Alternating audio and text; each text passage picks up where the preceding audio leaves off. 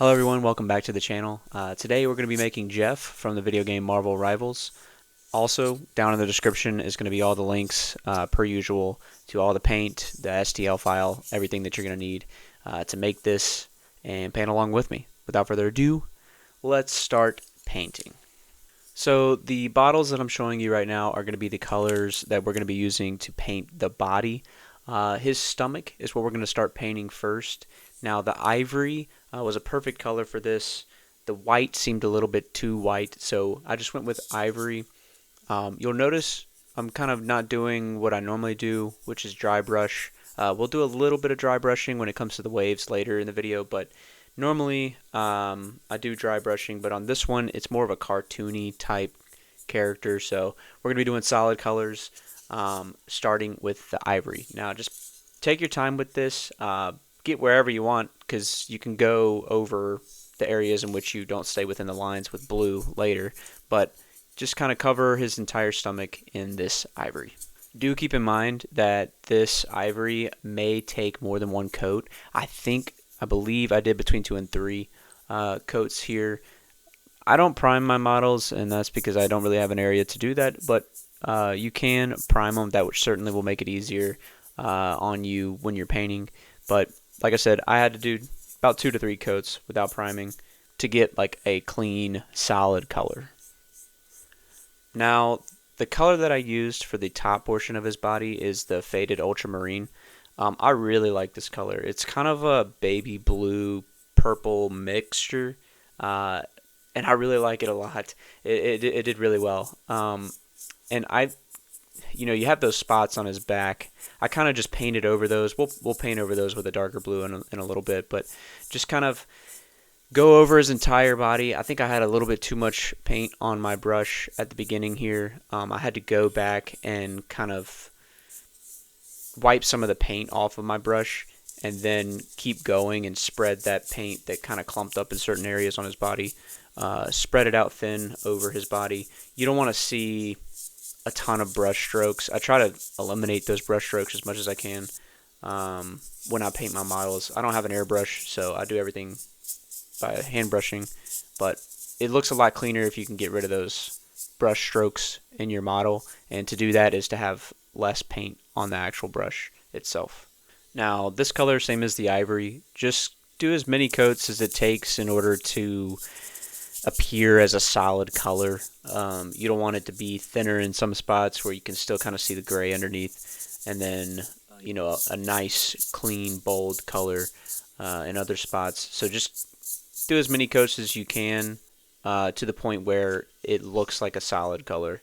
I did go back here and with a smaller brush and kind of clean up some of those edges, make sure that the lines were as sharp as I could get them. I mean, obviously it's you got to have a really steady hand, so you might not get perfectly straight lines, and that's okay, but do the best you can. Come back with a smaller brush and kind of clean up some of the edges. So for these spots on his back, I ended up using dark blue gray, or maybe it's dark gray blue. That color ended up being perfect for this. Now, my suggestion whenever you're painting this is, for one, have a smaller brush, and then 2, these spots are raised up a little bit. It's going to be very difficult for you to get the side of these spots on the back. So my suggestion is just to paint as light as possible. You want to paint as close to parallel to the actual spot as possible.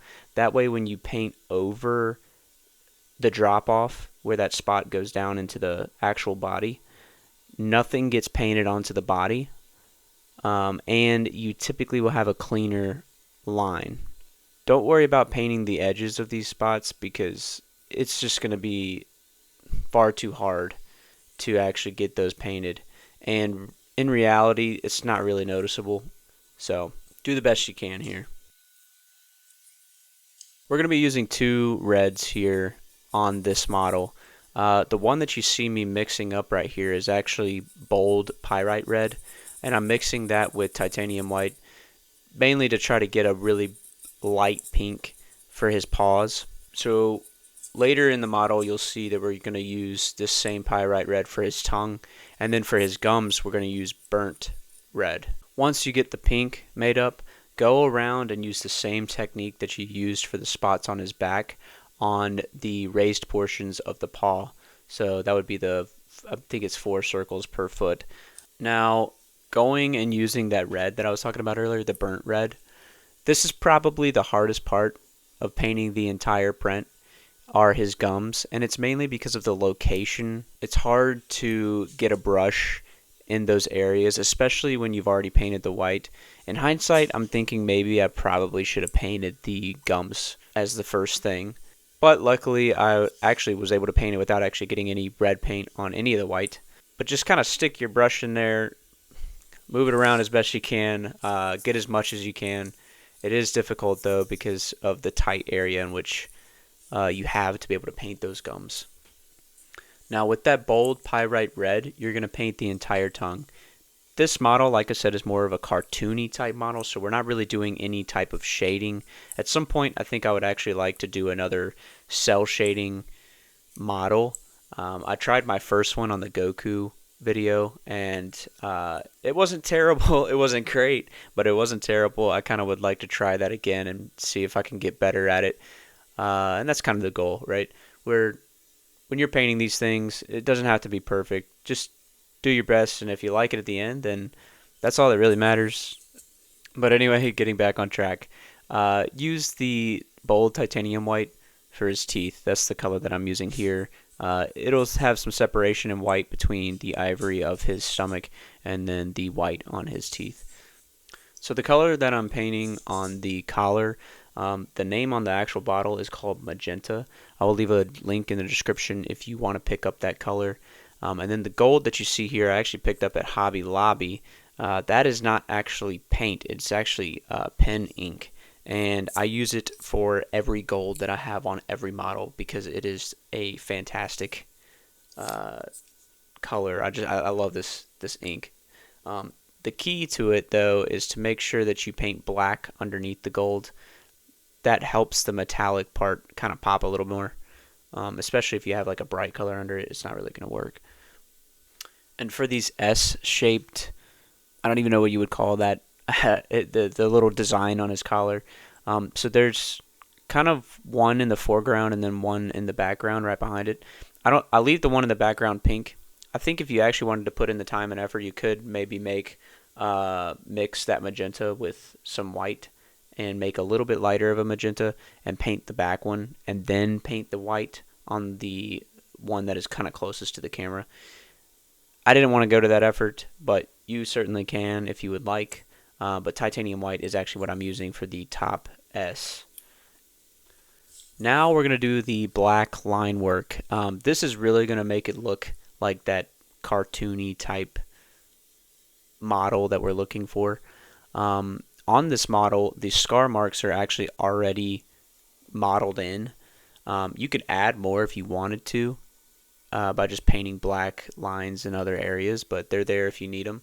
The key to making a thin, clean black line is to 1, have a fine tip brush, and then 2, water down your black paint a little bit. You obviously don't want it to like run whenever you paint it onto your model. You don't want it like running down your model. Obviously that wouldn't be good, but you want to have it the consistency of like a little bit thicker than liquid, I would say. Kind of play around with it. It's going to take some getting used to, but watering down that black paint is how you're going to be able to get a thin, clean black line across your model.